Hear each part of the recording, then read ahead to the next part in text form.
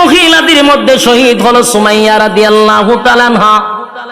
গাছের সঙ্গে বাইদা সন্তানের সামনে নির্যাতন করছে, কিন্তু সন্তানকে নসিহত করে, বাবা রে, জীবন যদি চলে যায় চলে যাবে, কিন্তু ঈমান দেওয়া যাবে না।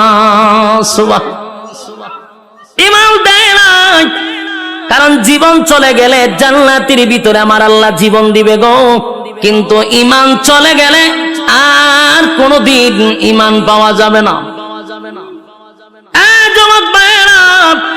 ঈমানের পরীক্ষা যুগের পর যুগ যারা ঈমান আনছে তাদের উপরে পরীক্ষা আসছে, শুধু আমাদের নবীর সাহাবায়ে কেরামদের যুগে নয়, এর আগেও যারা ঈমান আনছে তাদের উপর পরীক্ষা হয়েছে। কথা কয় না?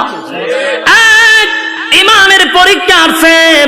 আল্লাহ রাব্বুল আলামিন রাসূলকে জানায়া দেয়, নবী গো, আপনার আগেও যারা ঈমান আনছে তাদের উপর পরীক্ষা আসছে। ইল্লাল্লাযীনা আমানু, ঈমান আনার কথা আল্লাহ বলছে, তাহলে হিসাব মিলায়া দেখা যায় ঈমানদারকে আল্লাহ ঈমানের দাওয়াত দেয়। কথা দিবেন না?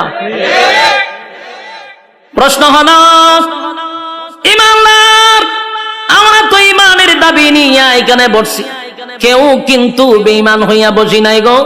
সবার ভিতরে ঈমান আছে, দাড়ি আছে, টুপি আছে, নামাজ পড়ি, সর্বদিক মিলাইয়া ঈমানদার দাবি করে প্যান্ডেলের ভিতরে ঢুকলাম। এখন আমাদেরকে ঈমানের দাওয়াত দেওয়া হয় কেন? কথা কন। আল্লাহ বলেন ঈমান আনতে হয়। ঈমান তোমরা আনছি কারণ আমরা ঈমানদার দাবি করি বসছি, কিন্তু এরপরও আমাদের কাছে ঈমান মাপার কোন থার্মোমিটার নেই। না আছে?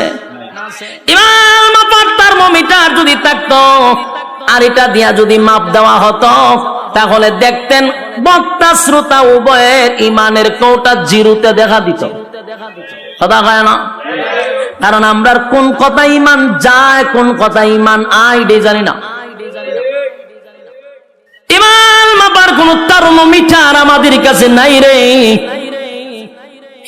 এই জন্য আমরা সুদ খায়াও ঈমানদার দাবি করি, ঘুষ খাওয়ার